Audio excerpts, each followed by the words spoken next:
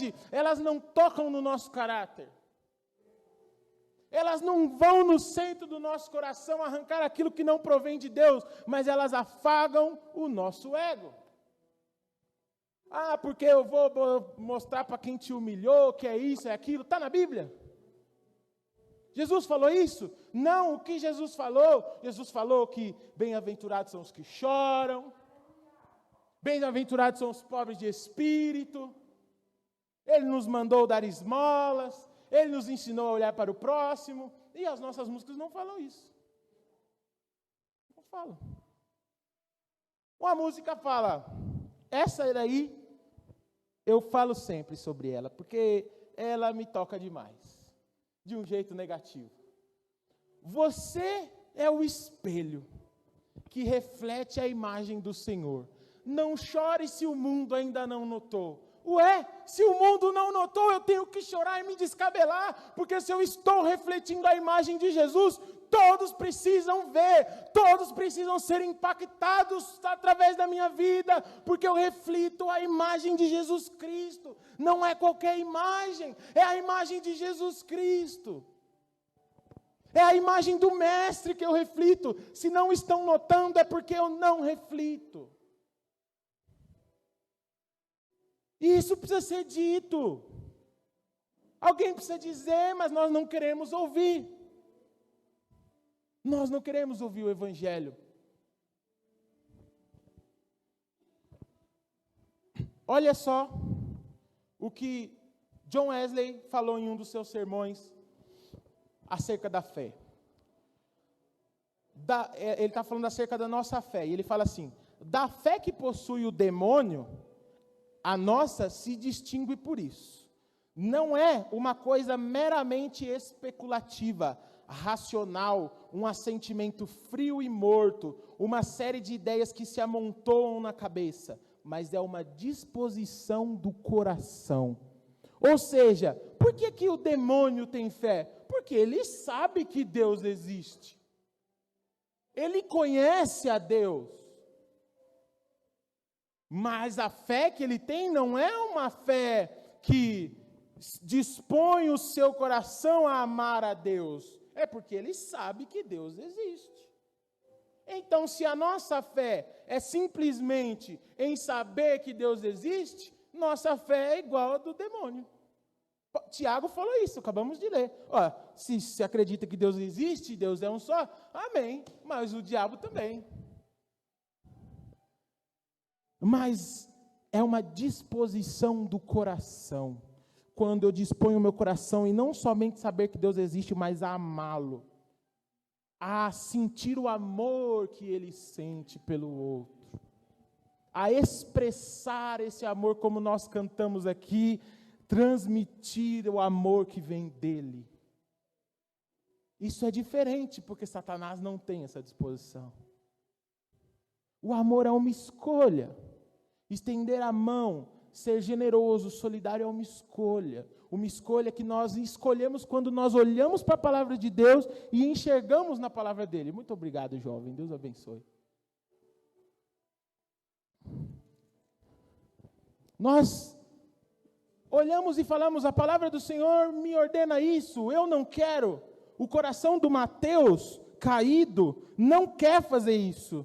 Mas a palavra do Senhor me ordena, então eu vou me dispor a fazer isso. Quantas vezes, irmãos, nós temos que orar, Senhor, coloca no meu coração o seu amor, porque eu não estou tendo. Até por Ele mesmo.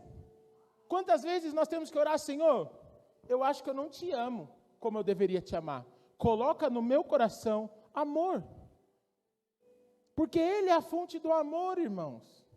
Todo o amor vem dele, e às vezes a gente quer enganar a Deus, a gente quer falar, Senhor, como eu amo meu irmão, nossa, é um amor que salta do meu peito, e eu não tenho. É mais fácil, é melhor eu falar, Senhor, eu preciso amar fulano, coloca esse amor no meu coração, para que eu possa enxergar ele como meu semelhante.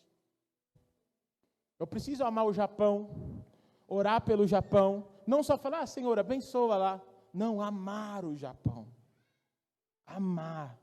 Então, Senhor, coloca no meu coração esse amor, que se for me movimentar, me movimenta. Então nós devemos praticar a justiça social porque é resultado da fé transformadora. As obras, veja isso, ó, esse raciocínio. As obras não servem para que sejamos salvos. A Bíblia diz, a salvação vem pela fé. Então, as obras não servem para que sejamos salvos, pois a salvação é através da fé. Porém, as obras resultam da fé. E a falta de obras é falta de fé. E se falta fé, falta salvação. Não é isso? A salvação vem da fé. A obra, salvação não vem da obra, vem da fé. A obra é resultado da fé. Então, se está faltando obra, está faltando fé. Se está faltando fé, está faltando salvação. Isso deve nos preocupar, irmãos. Porque se em nós faltam obras, é porque também falta fé. E a fé também é dada por Deus. Nós podemos pedir. E a fé diz que, a Bíblia diz que a fé vem pelo ouvir. Ouvir o quê? A palavra de Deus. Não, ficando em casa, não lendo a Bíblia, nós não vamos ter fé. Não adianta. Tem gente que fala, eu não consigo ter fé, mas tá bom. Quando você busca da palavra de Deus, não busco, não vai ter. Porque a fé vem pelo ouvir a palavra de Deus, se alimentar da palavra de Deus. Essa fé que o Senhor quer que tenhamos. A justiça social não é descrita na Bíblia como objeto de luta ou ativismo político, isso é importante. E sim um resultado do caráter cristão cunhado em nós. Ou seja, muitos, e eu respeito, acreditam que para que haja solidariedade, deve-se mudar o governo, para que o governo divida os bens das pessoas, ok? Cada um é livre para pensar o que quiser. Mas o que nós não podemos dizer é que a Bíblia diz isso, porque a Bíblia não diz isso. Quando a Bíblia fala de solidariedade, quando a Bíblia fala de generosidade, ela fala do coração do homem que precisa ser transformado. Não é algo que deve vir do governo, mas é algo que deve partir de dentro de nós. Ou seja, não importa, ninguém é pobre demais para que não se importe com o próximo. Então, ninguém tem tão pouco que não possa ajudar o outro. Isso vem do coração. Às vezes a gente se ilude e a gente fala, Senhor, eu não ajudo porque eu não tenho. Não, nós temos. Alguma coisa nós podemos fazer pelo próximo. Algo nós podemos fazer. Quando a gente trabalhava, irmãos, esse tema me pegou. Esse tema me pegou porque eu já fui mais preocupado com isso. Eu já fui mais voltado para essa área. E eu entendi o quanto eu me desviei disso. A gente fazia há muitos anos atrás um projeto lá quando a gente estava na igreja de Ipoá. E a gente atendia pessoas em situação de rua. Então nós preparávamos, surgiu do nada. Cheguei um dia da escola, estava vendo uma reportagem na televisão sobre pessoas em situação de rua. E aí eu mandei mensagem para um amigo meu, falei, escuta, vamos fazer uma sopa, marcar um dia aí, fazer uma sopa e levar? Vamos. Sexta-feira, então, vamos. Catamos uns legumes lá, aí ligamos para o meu irmão, você faz a sopa? Faz, a gente juntou e foi. Aí a igreja gostou, a igreja se engajou, levou legume no outro domingo e a gente fez de novo. E a gente começou a fazer isso semanalmente. E a gente levava, e a gente não levava só a sopa, a gente chegava, fazia uma oração, sentava do lado, ouvia. Pessoas em situação de rua são pessoas invisíveis. Ninguém olha para elas, a gente passa do lado e a gente pode passar todo dia por aquela pessoa, a gente não se liga que é uma pessoa. A gente não pergunta o nome, a gente não senta para conversar. E muitas vezes elas precisam disso. Sentar para conversar. Então nós fazíamos isso. Nós vimos pessoas se convertendo, nós vimos pessoas saindo das ruas. Nós orávamos, aconselhávamos, começamos a levar cobertor. Aí aquela sopa passou a ser arroz e feijão. A gente levava arroz e feijão. Aí um dia a gente estava entregando lá, e aí tinha uma academia em um dos lugares que a gente estava entregando, na frente tinha uma academia, ele parou lá e falou, vem aqui, eu vi que vocês sempre vêm aqui, toda terça-feira, então a gente fez um evento aqui, arrecadou alimentos, sobe aqui para pegar. Aí tinha um monte de alimentos. Eu já fui mais preocupado, então esse tema me pegou e falou, Mateus, e aí? Cadê? Será que a gente não pode? Será que a gente não consegue fazer nada pelo próximo? A gente faz, mas será que a gente não pode fazer mais? E quando a gente estiver fazendo mais, será que a gente não pode fazer mais ainda? Não vamos esperar governo. Não foi para isso que o Senhor nos chamou, ok? O Senhor não nos chamou para fazer ativismo político e tal. O Senhor nos chamou para que a transformação venha de dentro de nós. De dentro para fora. Que impacte a minha vida, as minhas ações, impacte as ações das pessoas que estão à minha volta, impacte de forma que na minha volta não haja necessitados. John Wesley, ele nunca acumulou nada. John Wesley é o fundador do movimento metodista, há muitos anos atrás. E ele foi um instrumento de Deus num grande avivamento que o Senhor fez na Inglaterra e nos Estados Unidos posteriormente. Ele dizia que crente não pode acumular. Você pode ter aquilo que você precisa e jamais ter a mais do que você precisa. Não acumular, porque tudo aquilo que você ganha e que passa do que você precisa é para que a gente possa ajudar o próximo. É para que a gente possa praticar justiça social. Porque, irmãos, veja bem, como é que eu falo para o outro, olha, Jesus te ama e Ele quer salvar a sua vida. Depois daquilo eu vou para minha casa e vou bater um pratão de arroz e feijão e a pessoa vai ficar passando frio e fome.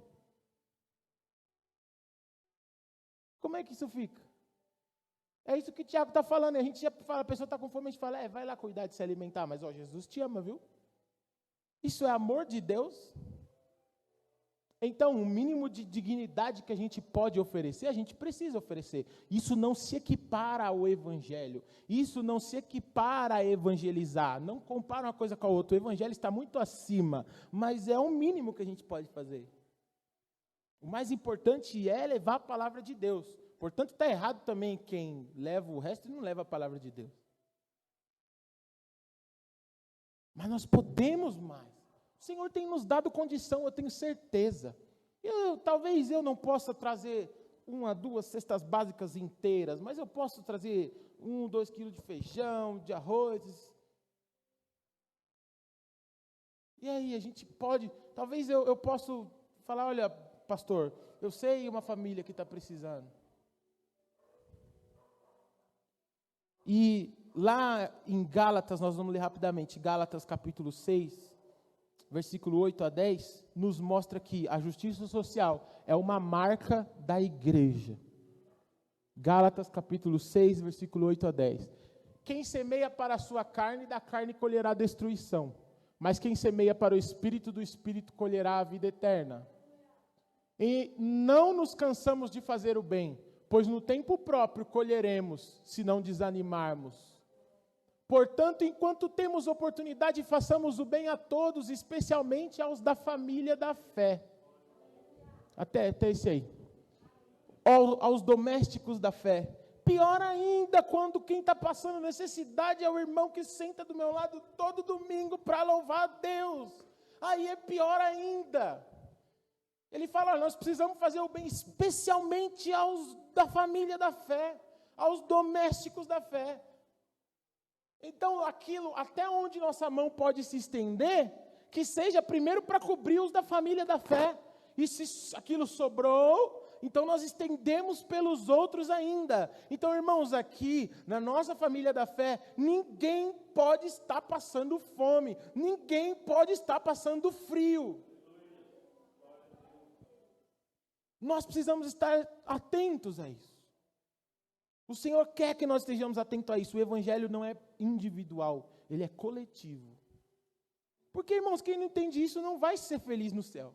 Não tem por que ir para o céu. Porque no céu é tudo coletivo. Não tem individualismo no céu. No céu você não vai poder acumular nada. É tudo coletivo. Então, por que viver no céu se eu não quero viver coletivamente? E para encerrar, tem um último ponto. E eu deixei esse por último.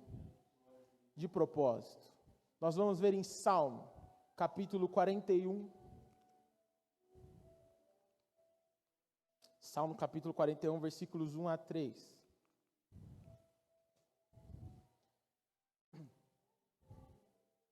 Bem-aventurado é aquele que ajuda os necessitados.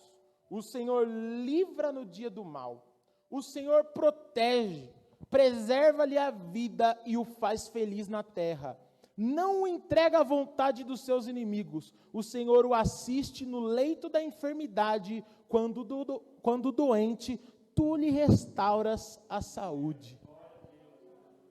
Olha o que a palavra de Deus está dizendo sobre aquele que exerce misericórdia. Eu vou ler de novo. Bem-aventurado é aquele que ajuda o necessitado. O Senhor o livra no dia do mal. O Senhor o protege, preserva-lhe a vida e o faz feliz na terra. Você quer ser livrado no dia do mal? Você quer ter sua vida preservada? Você quer ser feliz na terra? Você quer ser curado quando estiver doente? Ajude o necessitado, é isso que a palavra de Deus diz. Você quer ter a mão do Senhor estendida sobre a sua vida? Estenda a mão para o necessitado. Nós fazemos campanha, nós falamos, Senhor, eu quero as tuas bênçãos, eu quero ser abençoado. E a palavra do Senhor diz, você quer? Então ajude o necessitado. O Senhor te guardará, o Senhor te protegerá, o Senhor colocará as mãos dele sobre você. A Bíblia garante que o Senhor vai te assistir no leito de enfermidade. E Ele vai te restaurar a saúde. Eu não quis colocar isso em primeiro, porque não deve ser a nossa primeira preocupação. Nossa primeira preocupação deve ser obedecer ao Senhor, ter fé. Mas o Senhor nos promete isso. E glórias a Ele, Ele é fiel. Nosso Deus recompensa a obediência e a justiça em amor. Nós não fazemos isso com os nossos filhos? O nosso filho, ele tem obrigação de obedecer. Mas quando ele obedece, fala, então porque você obedeceu, eu vou deixar você comer doce. Não é? Ele tem a obrigação de tirar nota boa na escola. Mas quando ele tira, fala, não, porque você tirou nota boa, então agora eu vou te levar no shopping para passear. Assim é o Senhor conosco. Nós temos a obrigação de obedecê-lo. Mas Ele ainda fala, olha, se você me obedecer, eu não vou desamparar você. Eu não vou largar da tua mão. Eu vou te fazer ser feliz. Ele nos ampara no momento de fragilidade, tal qual amparamos aquele que precisa de amparo. E a palavra do Senhor lá em Mateus 25:40 vai dizer que tudo que nós fizermos aos pequeninos do Senhor, nós estamos fazendo para Ele. A palavra do Senhor nos ensina o princípio da reciprocidade, lá em Mateus 6:14-15, na oração do Pai Nosso, quando nos ensina a orar, Senhor, perdoa as minhas dívidas, assim como eu perdoo os meus devedores. Então o Senhor nos acalenta da forma com que nós acalentamos os filhos dele. Para a gente fechar, eu quero deixar a conclusão, que o Evangelho nos desafia para uma vida diferente. E esta vida é pautada pelo amor, cuja fonte é Cristo. E esse amor produz generosidade e solidariedade. Assim, só assim, nós refletimos a imagem de Cristo ao mundo. Então, quero fazer esse desafio para você. Se você se sentiu incomodado, se você sentiu que esta palavra mexeu com você, pratique isso durante esta semana. Esteja mais atento. Ore e fale, Senhor, coloque na minha vida a oportunidade de ser misericordioso. Às vezes você já tem. Às vezes você já sabe que alguém está passando uma necessidade, que alguém está precisando de algo. E se você tem passado necessidades, creia que na medida que você amparar, você vai ser amparado. Ninguém tem tão pouco que não possa estender a mão para o próximo. Então, até a psicologia indica para as pessoas que sofrem de depressão participar das dores do outro, se engajar em trabalhos sociais, porque às vezes a gente foca no nosso problema, não é? A gente olha muito para o nosso problema, mas a gente precisa participar um pouco do problema do outro também. Ouvir, entender, olhar, né? Isso nos faz mais humanos. Isso nos faz parar de olhar para o nosso umbigo. Se você está passando por um momento assim na sua vida, talvez você está se sentindo depressivo, olhe para o outro. Faça algo que possa te engajar nas dificuldades alheias. Isso vai ser bom. Amém? Isso a palavra de Deus já dizia e a psicologia diz também. Amém? Glórias a Deus. Eu quero te convidar a ficar em pé. Nós vamos orar. Coloque a mão no seu coração.